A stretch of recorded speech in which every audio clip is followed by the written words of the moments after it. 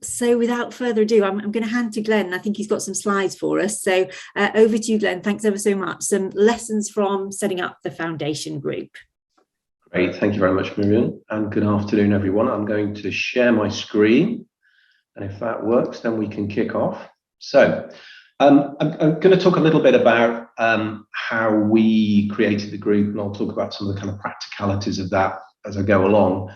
As Miriam said, it's slightly unusual in terms of the geography that we serve, and there's a slide in a moment which will explain that. But this all came about originally through a buddying exercise which South Warwickshire Foundation Trust did for Wye Valley, which went well and led to the ask for a longer term relationship between the organisations to try to move forward on some strategic alignment. So I'm going to show you first of all some of the guidance that exists out there for provider collaboratives, and you may well have seen this. So it talks about the capabilities of provider collaboratives and then the benefits of working at scale. From a capabilities perspective, probably when we started to talk about the group, we didn't see what was coming, and actually now there is much more requirement for providers to work together. Things like the elective recovery plan, which should be out this week, and the need for mutual aid to assist long waiting times, but also things like the way capital allocations have moved forward with system level capital resource limits, but also moving forward things like getting it right first time, where we look to improve the productivity of individual organisations using data. So all of those capabilities have become all the more important as we've moved forward over the last year or so. And the scale benefits pretty much speak for themselves, but for organisations like those within my group, we've certainly been able to do much more by putting our resources together and creating group-wide specialist roles and sharing best practice. So you'll be aware from the guidance that there are 3 different types of provider collaborative. And like many of you, I'm actually involved in all 3 types, actually. So the provider leadership board on the left-hand side there is more of a coming together of organisations, often at chief executive level, and often in situations where those individuals then have to go away and get the engagement of their board. So it can be somewhat slower. In those forums, you can generally work on things that you can agree on as separate organisations. So I sit in one of those across both of my integrated care systems that the group trusts are in, and we make some progress. We've got primary care colleagues in a ICS-wide provider leadership board arrangement in Coventry and Warwickshire. We've got social care provider colleagues as well, and we generally can agree the way to move things forward. But to get a little bit grippier and to make things happen, you tend to move to the right-hand side of this model. So move through to lead provider. And again, we have examples of lead provider across the group. So all 3 trusts in the group are the lead providers in the places in which they operate.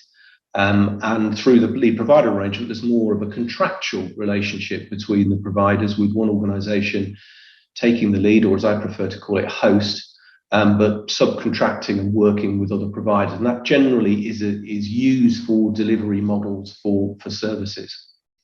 And then on the right-hand side, the shared leadership model, which is what I'm going to describe a little bit in more detail in a moment, which the foundation group is an example. But as you can see from the slide, there's the Northern Care Alliance, there's Brighton Sussex University Hospitals Trust, and there's many other examples of that kind of shared leadership model. They generally are models where you can make things happen in a more pacey fashion. So let's turn to the foundation group. So we have the South Warwickshire Foundation Trust in the core of it. SWFT have been a segment 1 provider for a little while now. And if you look at the single operating framework, single oversight framework as it's now called, we have the ability to lead groups, being a segment 1 provider. And then on the left-hand side, so Wye Valley, I mentioned the buddying. So there's quite a distance between the 2 organisations. That's the first thing you notice. There's Worcestershire sits between us, and between the 2 hospitals, that sit at the core of those trusts. It's about a 70-mile journey between the two. Both organisations provide integrated hospital and community services to the populations that they serve. The success of that model led to George Eliot Hospital, which sits in the north of Warwickshire, joining us a little bit later on in our journey. They, by joining the group, also benefit from the community services that South Warwickshire FT run for the whole of Warwickshire. So we've been able to move to integrate community services with the acute services in the hospital. So that's what's led us to create a situation where we have that chart on the top right-hand side, which is what we call our strategic wheel, which is about integrating care, about being the lead provider at place, and about working with a range of partnerships, which are described on the right-hand side there, and some strategic principles on the left. The whole concept of this is that we are focused on prevention, on keeping people out of hospital, looking at the health and well-being of our population, and moving away from the kind of transactional model that we've had, certainly in the acute sector, for the last decade or so. But as a consequence, the three trusts have that common strategy. The three trusts work in two different integrated care systems. Our two mantras that, if you spoke to our chairman, he'd talk about, is firstly sharing best practice at pace, which is about how we deliver integrated care in our systems, but then secondly, the effectiveness and efficiency of the services within them. The trusts in the group have broadly similar range and profiles of services. So to compare one team with another is relatively easy to do because of that similar scale. And then the other phrase that our chairman will use is relentless pursuit of excellence. So it's recognizing that even with some of our services that we think are performing well, we can continue to improve their productivity. And what's been great about the group is that, yes, it started off with South Warwickshire FT in segment 1 and the other two organisations coming out of special measures and developing, is we found good practice in all three trusts. And so I'm bringing things back into South Warwickshire, taking things into Wye Valley or George Eliot from all three organisations, and it's been great to create that sense of sharing. One of the reasons why it works well, though, is that we've maintained the sovereignty and accountability of the individual trusts within the group. This isn't about the group running those organisations. The group serves the trusts. And the thing that binds us is a common chief executive and chair. And we also have the committee in common model, the group strategy committee. And I'll show you on the next slide, which is my last slide before we can get into the detail of a conversation, is that we have this South Warwickshire FT Clinical Services Limited, which is an arm's length company of the Foundation Trust, but it provides consultancy back to the group. And it's where we house some of our specialist roles. So we've got a strategic financial advisor, we have a strategy advisor, we have a digital advisor, and we've also started to develop across the group some other group-wide lead roles. Someone leading on improvement, someone leading on research and development. And what that allows us to do is create a scale that you just wouldn't have in those individual organisations. Each organisation, 200, 300 million turnover, but together we're a 1 billion scale organisation, which can therefore get some people in to do these specialist roles that we can all share and benefit from. I think the other concept that is pretty important in the way that we work is that the group strategy committee is the subcommittee of all three boards. And when George Eliot joined us, the last trustee joined us, they were able to set that up quite quickly. All they needed to do to join the group was take the terms of reference through their board. They appointed the common chair and chief executive, and then they were in the group at that point. But we make sure that each board has more people who are not in group strategy committee than in group strategy committee. So the ideas and recommendations that go through group strategy committee have to be approved by each board, and the members of that committee are in the minority. So it does leave the power and control in those individual organisations, that they could say, no, we don't want to do that, that doesn't benefit our organisation. And we say that the responsibility of the boards is to their individual organisations, and those members of group strategy committee represent them in group strategy committee. And I'll talk in the second half about some of the things that we've moved forward as a consequence of that arrangement. The other thing I just wanted to mention is that associate member, we created associate member status just a couple of months ago now in Worcestershire acute hospitals that sit just in the middle of that chart, have joined our group as an associate member. They're not a full member because I'm not their chief exec and our chair isn't their chair, but they have joined the group strategy committee for the specific purpose of doing improvement work and looking at clinical productivity and efficiency that we can do within the group by taking things like getting it right first time data and getting underneath the bonnet and working with those clinical teams. So they're an associate member for improvement. They've also joined the informal networks that exist between the exec directors of each part of the foundation group. And what I've been able to do in the group is mirror the portfolios of the execs so that they've got, they can always phone a friend with someone with a very similar portfolio to them and seek support and advice and share best practice. So that's what I wanted to go through at this first point of the conversation. And I'm going to ask if someone can take my slides down.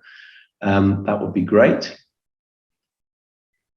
Thanks, Glenn. Just while the slides are coming down, fantastic, really fascinating insight into the model that you've evolved. So, colleagues, if you would like to pose a question to Glenn, do put some thoughts in the chat, and I'll seek to pass those on. But just a few questions to kick off with from me, Glenn. So, obviously, within the group model, there are kind of different roads you could have pursued. So I'm just really interested to hear a little bit more about the choices you made.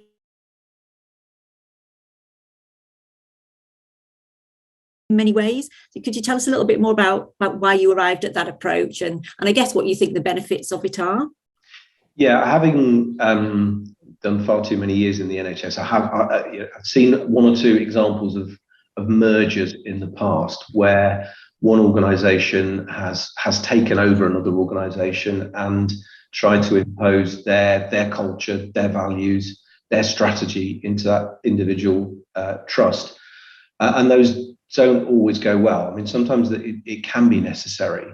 So in deciding to do a group model, I was absolutely not saying this is a precursor for a merger or a takeover of the organisations. It was about bringing together organisations with a very similar strategy and scale and sharing the best practice. The buddying time that we spent with Y Valley and the intelligence I had on George Eliot before they joined us, I knew that they'd all got examples of best practice to bring to the group. So we wanted to protect the cultures of the individual organisations rather than impose something on them. And we wanted to have something that you could move forward with quite quickly. I think one of the things that you will see with traditional mergers is the whole process often becomes controversial and political and can be slowed down considerably. And I think the organisation spend far too much time on the merger itself rather than the improvement in services that they're seeking to deliver from it.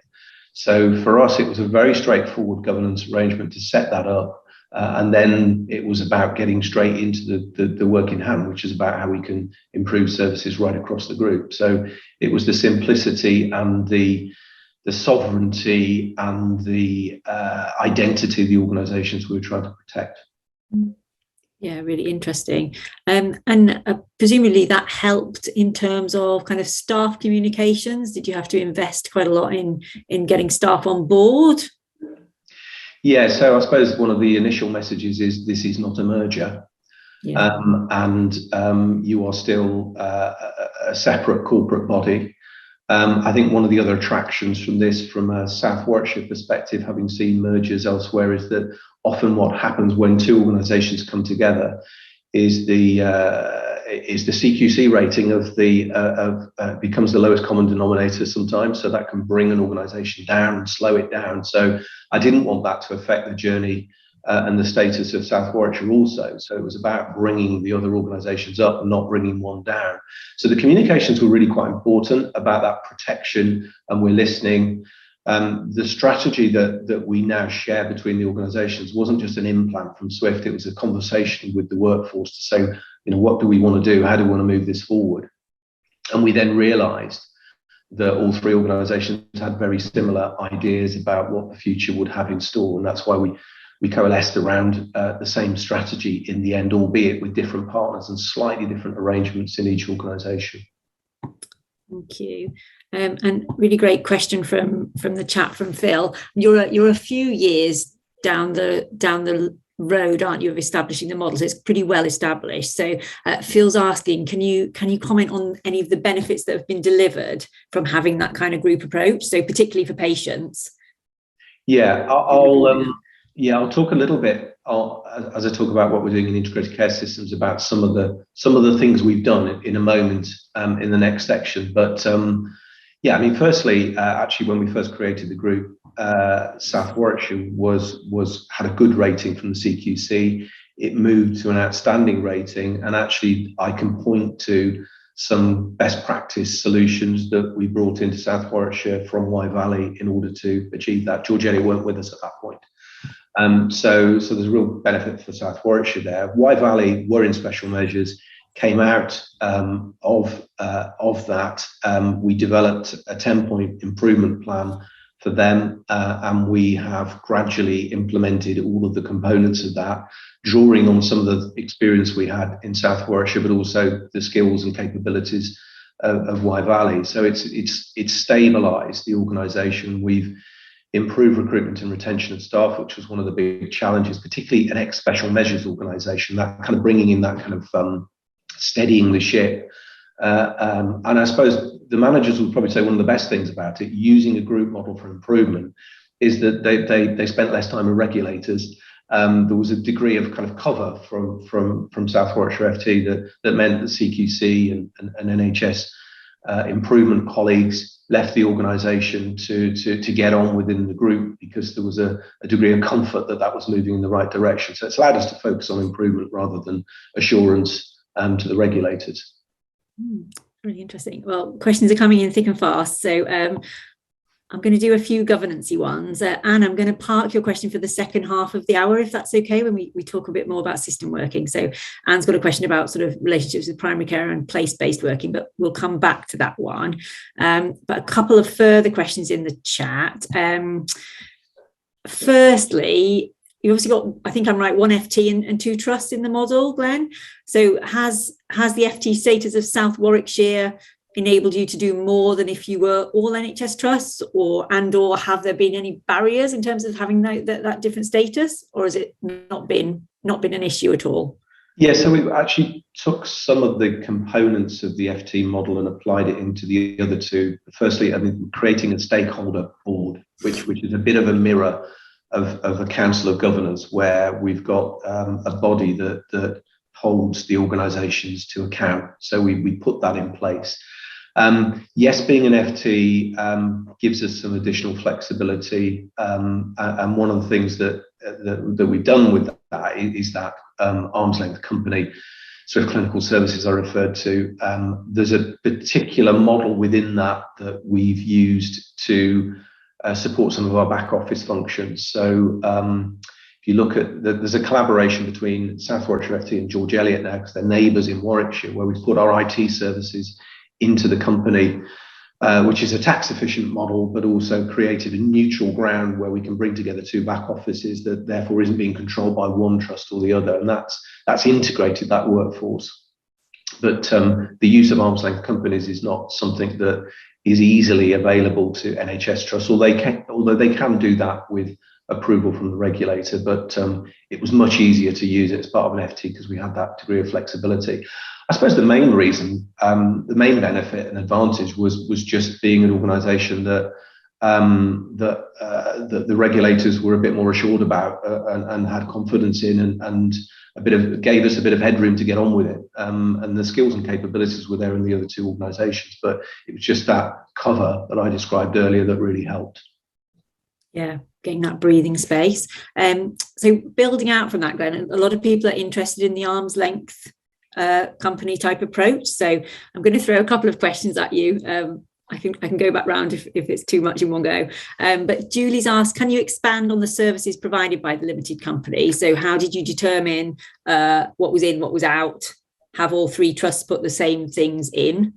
And a further follow-up from Anita, actually around strategy. So given the individual trust's independence, how do you handle it in situations where not all organisations necessarily want to sign up to an overall direction of travel? So does the group have an overarching strategy, or is the group strategy the sum of its parts, as it were? Okay, so I mean, that's a really good question. I'll take that first, then, and I'll come back to the question about the company. So yeah, I mean, broadly, the strategy of all three organisations is the NHS long-term plan and to achieve integration. So it'd be hard to say it wouldn't be the kind of overarching strategy of all. But each year, so having set out that strategic wheel I described earlier, each year, each trust agrees a set of objectives. And those go through the individual boards. They go through Group Strategy Committee to look at where the opportunities are for us to work together to strengthen and improve the response. So this year, actually, quite a lot of the individual objectives of each trust overlap. So, you know, whether it's about delivering elective recovery, whether it's about integration and creating place-based models. So far, the general direction of travel of all three organisations around integration, because that's what brought us together in the first place, has been broadly the same, but there's slightly different arrangements, slightly different partnerships. And so probably 20% of the objectives of each organisation are bespoke to that individual trust. Wye Valley has, for example, it has a PFI, which brings to the table a slightly different set of circumstances, whereas the other two have their own estate, and so we've been looking at some estate flexibilities using the arm's length company. So slight horses for courses, but overall the philosophy is that we're willing to take the risk to be the lead provider at place. We're willing to serve as the integrator of those local services, but having a prevention focus. And I suppose one of the things that does bring that together is the common chair and chief executive, because obviously we are voices in those individual boards, but there's always some slightly different arrangements and circumstances in each individual trust. The company, I mean, one of the reasons why I like using the company is because it is independent of all three organisations. So we have to put some group-wide resources in there, mainly the consultancy that I described earlier. So those individual leads sit in the company, and so they're not in South Warwickshire FT, they're not in George Eliot, they're not in Wye Valley. So each organisation pays a fee towards the company for those management overheads and holds them to account to deliver what they need as organisations. So that's one part of it. The services that we put in there mainly are some of the flexibilities that you have by having a company. So dispensing pharmacy, we developed that at South Warwickshire. It's a model that allows you to recruit and retain pharmacists using high street terms and conditions, which is easier to recruit staff to. They've got much more of a customer focus around the way they dispense, and so it improved the performance for patients at South Warwickshire. So we put that model into George Eliot, and we put bits of that model into Wye Valley. Digital is the other part of this, you know. So we've created what we call the Digital Innovation Hub. It happens to sit in Stratford-on-Avon, which is in South Warwickshire, but it's where we bring industry in alongside us to look at ideas about how we can make services better, implement virtual wards, and try things out. And organisations of the individual size of the three trusts probably just wouldn't have the opportunity to do that without being part of a group. And so that's been quite attractive for the trust, but also for the clinicians that work within the trust to have that opportunity to get involved in those kind of projects on a bigger scale. Thanks, Glen. Really, really interesting model. We've got quite a few questions in the chat thinking about place-based leadership and relationships, but I'm just wondering if it might be helpful for us to move to the second half of your presentation on the kind of systems context, and then pick those up and have a little bit longer for Q&A after we've heard all of your content, after we've been through all of your slides. So great segue. Yeah. So colleagues, don't worry, I shall pick up those questions, but let's get through all of Glen's slides first. Yeah, so obviously a lot is happening across the NHS right now. So I'm going to talk a little bit about some of the things that that has happened so far in the group, and then I'm going to talk specifically about the role of host provider in integrated care into the future. So, one of the great things one of the things I really enjoy is we do these 3 boards events, which are development events, and I usually get a great speaker. So, Chris Hobson's coming to the next 3 boards meeting to talk to us, and then we do a little bit of strategy, but then also we then take a best practice example from each of the 3 organisations for everyone across the 3 boards to hear from, and that's one thing that's really helped us to move things forward. We've got some shared back offices, so our finance directors, so there's a finance director in each of the 3 trusts, they're each leading on individual services. So one's leading on procurement, one on financial services, and they're delivering that back in to the members of the group. Each finance director is responsible for the entire services to their trust, but they're each specialising in an element of it. And virtual working has really allowed us to do that. I've talked about IT, which is in there. Talked about the advisory roles. Group-wide improvement network is brilliant, and that's where our people can share best practice. So we've got a portal that allows an individual to search a subject, and it's someone doing some work on falls somewhere in the group. Let's find out who it is. Let's connect. Let's have a look at what's going on there. And then we do QSA training, virtual QSA training for staff in one place for the benefit of all 3 organisations. We've done some work on prevention, our comms teams particularly coordinating across the group. So one leading on one element of it, another on another, which has added value to the prevention approach. I talked about exec portfolio alignment. There's also informal non-executive networks. So the chairs of audit committee, of quality committee, talk to each other and share best practice and come along to each other's meetings, so they can learn and help each other. Mentioned in digital innovation, we've got research strategy now. So particularly there's a real interest in research into that integration space that all 3 organisations are working in now. So we're doing some work with Warwick University and Warwick Business School on that now of how we can develop new models of care, particularly using technology as developed by the digital hub.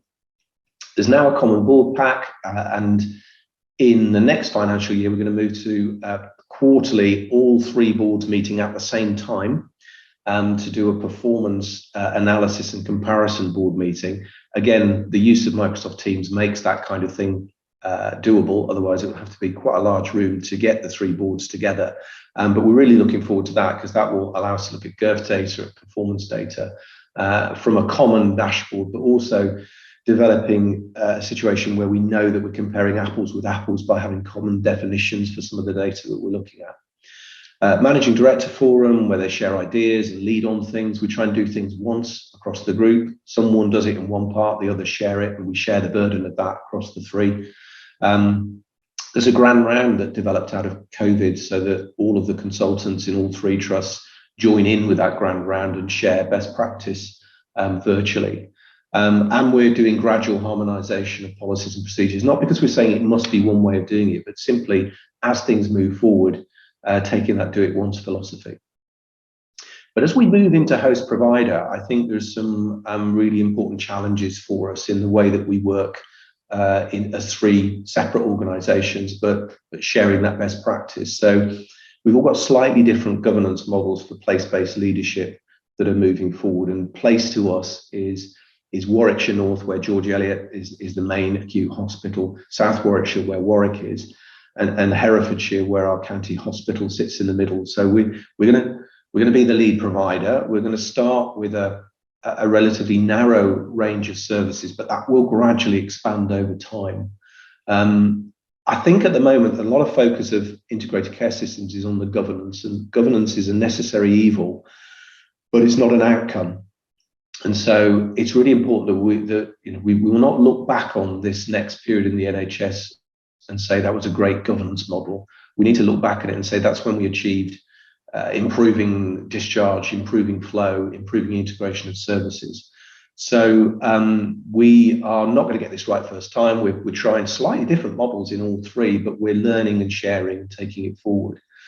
But I think it's really important that we'll be judged by what we do in partnership with other parts of the system. And I'll talk about how we're making that work in a moment. I think as integrated care systems, we need to spend more of our time at place, and we'll be judged by where we spend our time in the ICS world. And I think for us, that is not about the big NHS organisations getting together at ICS board. It is about how we work with partners at place, whether they're hospices, primary care, social care colleagues. So that's what I'm telling to my teams, that we will be spending more time at place. This is the real test of that. So being prepared to take the risk of host provider is an important element of that. But also what I'm trying not to do, and this is no criticism of CCGs, is I don't want to reinvent CCG as a host / lead provider at place. So we're trying to get much more pragmatism around the way that we respond to that challenge. So how we behave and how we demonstrate to primary care we're going to act responsibly is my final slide. So we've set up, I think you probably describe it as signature moves as lead provider in all three organisations that we're going to try and do, because there will be, particularly primary care colleagues, will be looking at this thinking, actually, they're mainly acute providers. We're moving to a model where the acutes are taking over the world here, and they will be nervous potentially about what will happen with an acute lead provider taking on ultimately the entire budget for that place-based delivery. So we've set these principles into all three trusts. Firstly, to involve primary care in leadership roles, whatever we do, change our structures to engage with primary care and to focus on place. We also need to demonstrate we'll deliver on promises. And I think some of the things we do early on in this new world, we will be judged by. So I don't provide in any of my trusts mental health services. We have some great mental health providers alongside us. They'll be looking carefully to make sure we use those resources, and we do deliver on the investment promise that mental health services will get more resources. We need to be the guardians and custodians of that. Otherwise, we will not be able to be good partners at place. I actually think that if we look at our partners' priorities and try and deliver those for them, then they will also look at ours and try and deliver ours for us. We're going to have to get into a different mindset. So this is the kind of moving away from the competition world into the integration and collaboration world. Business cases traditionally, particularly in acute, used to be built on income, occasionally on cost recovery, on cost reduction, but mainly on income. We need to look at business cases that deliver population health benefit. And that's a very different way of looking at business cases, but that's what we are doing. So we employ a public health specialist now, which we wouldn't have had 5 years ago, and they're really key in our management boards. We're going to incentivize primary care. So one of the things we're looking at is a model that takes the resource that we have that says, actually, primary care, if you help us to reduce the acute footprint, then you can have some of those resources invested back into capacity in primary care. So we're going to do that. We're going to draw on the skills of our local authority colleagues. I don't want to reinvent commissioning inside my organisation. So if we've got people at either ICS or at local authority level with those skills, we'll use those. I think as host provider, you've got to recognise that you're not the expert, you're not the sole provider. You might be good at some things, but partners are good at many other things, and you must use them. We're going to support the voluntary sector. We're doing some work particularly around putting IT into our hospices. We already provide IT to primary care. And a lot of our approach to those services is to not try and make any money out of them, but to be the kind of at-cost deliverer of those services as the glue in the system, the trusted partner of our partners. We're going to use intelligence, so turning data into intelligence and looking more at population health outcomes, developing skills. This is probably one of the biggest areas, developing the skills and the roles to ensure we address wider workforce challenges, being the trusted source of advice for communities to help people to have healthy lifestyles. And then finally, the anchor institution and our focus on carbon reduction. It's really quite interesting as a foundation trust. Our members are really focused on that. you'd have thought they will be mainly focused on the healthcare that we deliver, but they're really focused on our carbon footprint and what we can do to improve that. So that's something that we will use our anchor institution status to do. So that's my final slide, Miriam. So I'm going to ask if that could be taken down again. I found the button now. I found the button. So, okay, so that just describes a little bit about how we're going to move into this new world, but share that across the group in terms of our approach.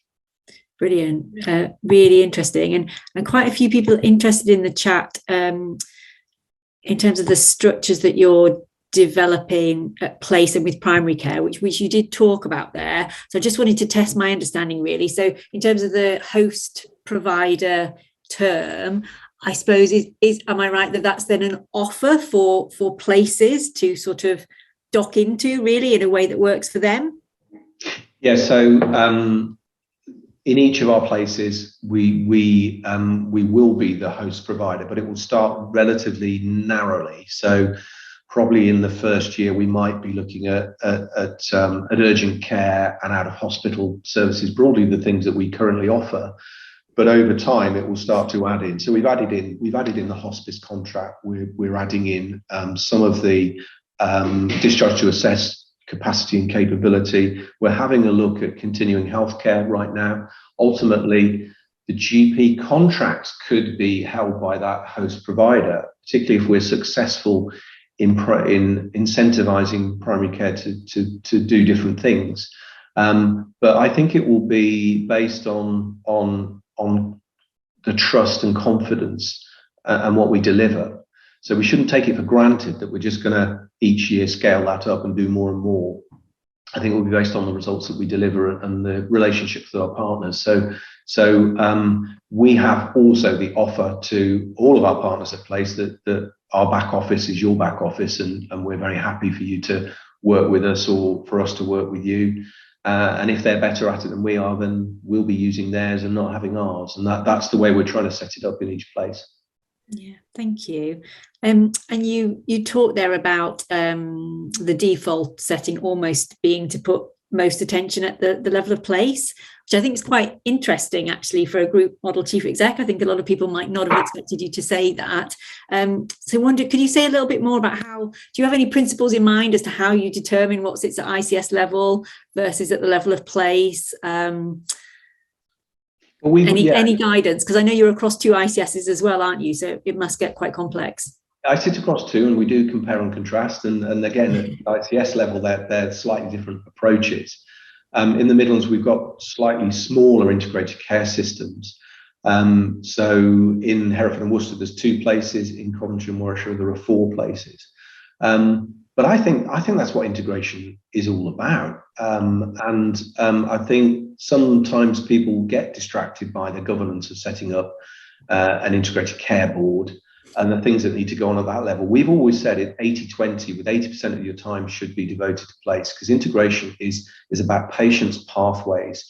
Yes, there are some that move between secondary and tertiary care in the NHS, but we've always managed those. What we haven't managed well is integration into primary care, is hospital, is the pre-hospital work, avoiding hospitalization, is the kind of focus on prevention, the more kind of upstream work that we can do. And now we finally have a model that can actually makes that work, as opposed to a model that encourages you to do things to patients and admit patients to hospital and treat them.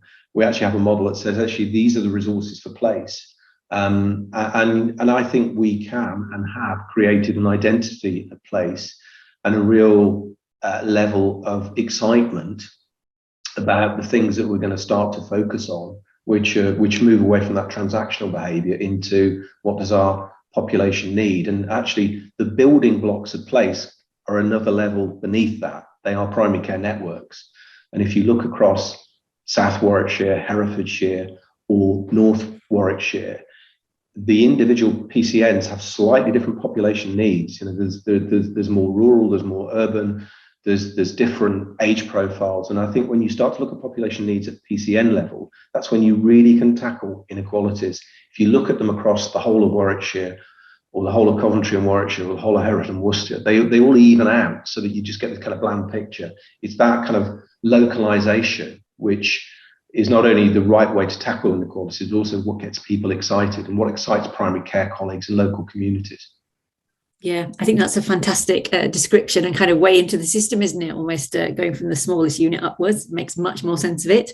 Thank you for that.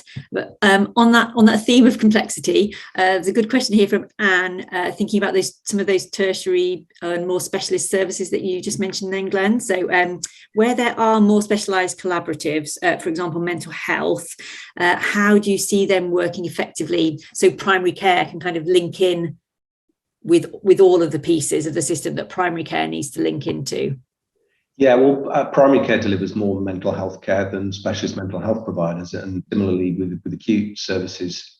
So it's really important that primary care feel that they're in the driving seat of this. So I mentioned primary care networks. I will refer to them as our cost centres of population health management. So they ought to be looking at all of the resources they're consuming, whether they're very specialist or whether they're very straightforward delivered by primary care.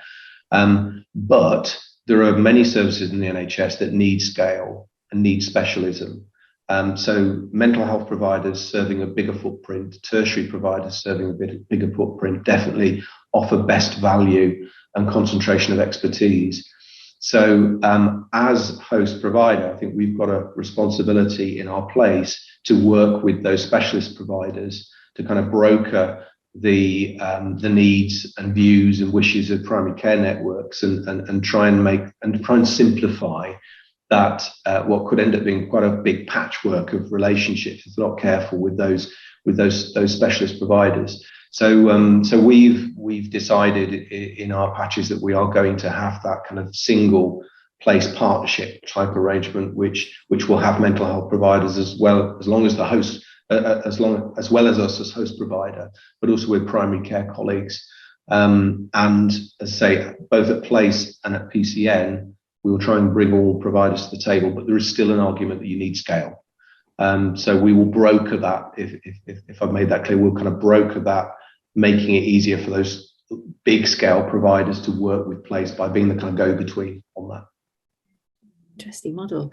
And you must have you've obviously got a patchwork of complex relationships across sort of two ICSs, and you must have multiple places. So I'm just thinking about kind of relationships. You must have better relationships in some parts of the patch than others. So have there been any moments where like you or the group have sort of explicitly offered a bit of support to people to help build those relationships and kind of get behaviours back on track? There must be some moments that we can learn from which have been a bit dicier than others in terms of getting the right behaviours in place. Yeah, I suppose.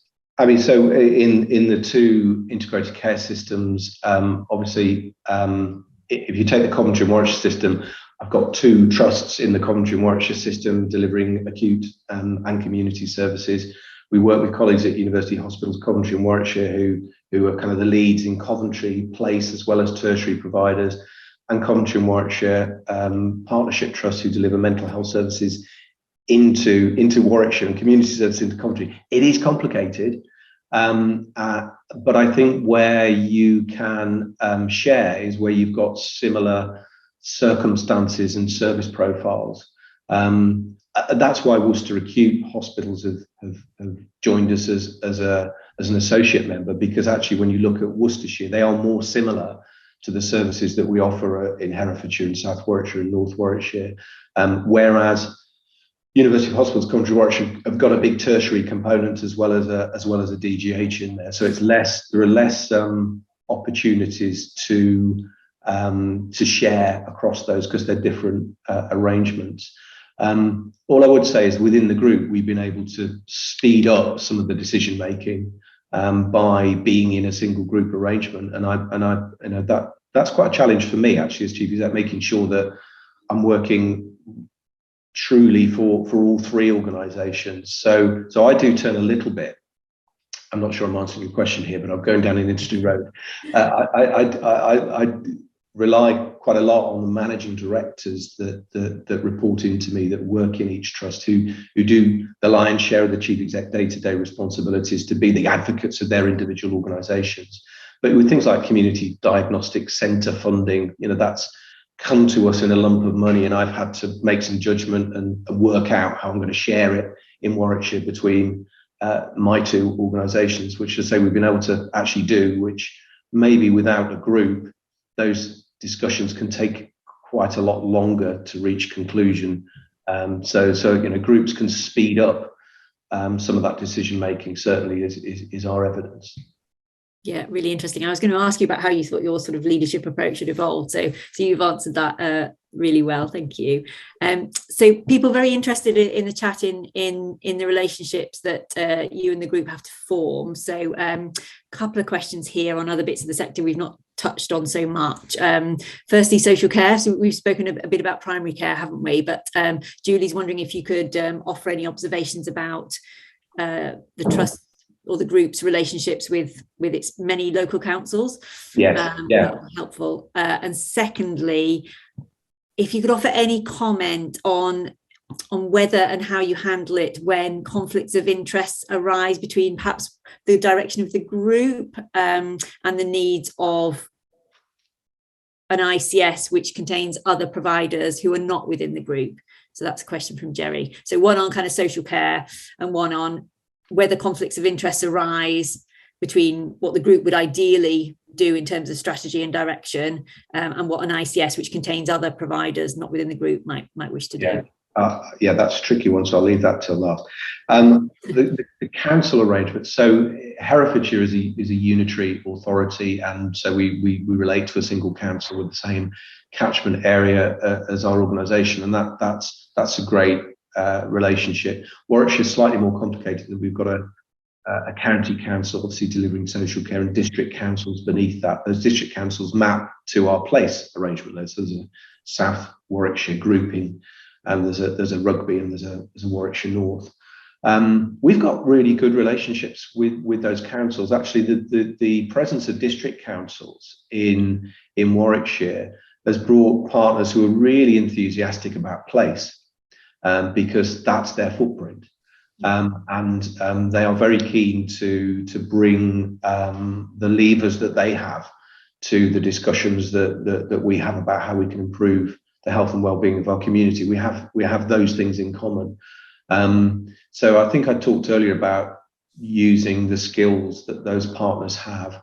So we've made a decision that commissioning is not something I want to create in my organisation. So we're using the commissioning skills of the local authority, and we've created joint posts between our organisations and local authorities in order to take forward commissioning of things like discharge to assess or out of hospital pathways, and we'll probably build on that more into the future. So those relationships are strong and growing, and I hope the integration white paper and some of the discussions that are going on nationally now around pooling resources take us even further downstream, because I think you would probably judge the success of this in a few years' time if organisations like mine are deciding to spend money on things that maybe aren't direct delivery of healthcare, but improve the health and well-being of the population, the wider determinants of health territory. And I think that's why it's going to be a hard one to judge, because a lot of those things deliver in the longer run rather than the short run. But doing things like that, leading things like that, doing prevention, improving the design of houses so that people can live all their lives in them rather than going into care. Those kind of things are things that we absolutely ought to be interested in and involved in. So those are good and developing, and I see those relationships getting even stronger into the future. In terms of conflicts, I mean, I suppose one of the challenges is because we bridge to integrated care systems and we're doing things like improvement work across the group, there are other parties that maybe would like us just to be doing things in Coventry and Warwickshire, or just to be doing things in Hereford and Worcester. I don't think we the nature of provider collaboration is that it shouldn't just be about ICS footprints. It should be about scale and benefits of scale and sharing. And sometimes you can go national on that. We're part of another form of provider collaborative, which is the Association of Groups. The Association of Groups has groups from right across the NHS. And every time I go to those meetings, I come away with an idea. And that's what this should be about. It should be a kind of opening up of ideas and experiences, not feeling that we're in a competitive forum anymore, and actually saying, well, that's good. I'll plagiarize that and I'll take it into that organisation and move it forward. So provider collaboratives don't have to be just simply ICS. They should be, and probably will be, bigger footprints. And I think you will start to see more of that, I think, with tertiary, like mental health services, where they've created collaboratives that go over a very big scale to share best practice and scale. I think we'll start to see tertiary collaboratives, certainly on regional footprints, joining services up more and standardising and using capacity in a different way to address the elective backlog particularly. Thank you, Glen. I'm just looking at the clock, and unfortunately we're getting close to time now. I think we could carry on talking for another hour. So I'm just going to give you the last word, Glen, really. And you alluded to some steps that you see in the future there. Do you want to just sort of close off by giving us a sense of how you would see the future opportunity for the group and the system that the group's operating within? Yeah, I think it is. I think judge us by what we do everywhere in the NHS rather than the models and the governance that we put in place. And I think the integration, the time we spend with partner organisations at place will be what I'll be judging our organisations on in the future. We're looking, if you look at the challenge that the NHS currently has right now with discharge, medically fit for discharge challenge. If we can't fix problems like that through integration, then we're not doing integration right. And that, so take that, look at all the reasons why patients are not getting out of hospital. Often they are to do with the acute provider. Sometimes they're to do with other NHS services. Sometimes they're to do with social care. Join it up and make it work. Because if we can't solve that through innovative workforce solutions, through technology, and through just better partnership working and trust, then I think then we will have failed in this next set of reforms. So that I think that's just a perfect scenario for us to fix. Great point to end on. Thank you so much, Glen. Pretty much sums up the theme, which was moving from competition to collaboration. So thank you so much. Such a rich presentation, and I feel like we could have added another hour. So colleagues, if we've not quite got to your questions, we'll wrap those up and see if we can get some answers for the roundup. But thank you so much for your time, Glen, and to everyone for attending today. As I said, we've recorded the session if you want to share it around colleagues, and we'll be doing a write-up as well. I've been asked to please ask you to feedback on what you found most useful from this session and what you'd like to see in the programme going forwards, because we're finalising our approach for the coming year. And please fill out our evaluation form as well. Our next session is on the 31st of March, where we'll be squaring the circle, looking at governing provider collaboratives in the new era. So again, picking up that focus that Glen had there on governance, not being a necessary evil, but being an enabler really for change rather than a barrier or consuming all of our focus. So thank you again to our star speaker, Glen, and to all of you for giving us your time today. I know it's incredibly busy, and we'll be back in touch shortly with the write-up and the recording. And do give us your feedback as to what you'd like to see from us next. Thank you ever so much, everybody. Bye for now.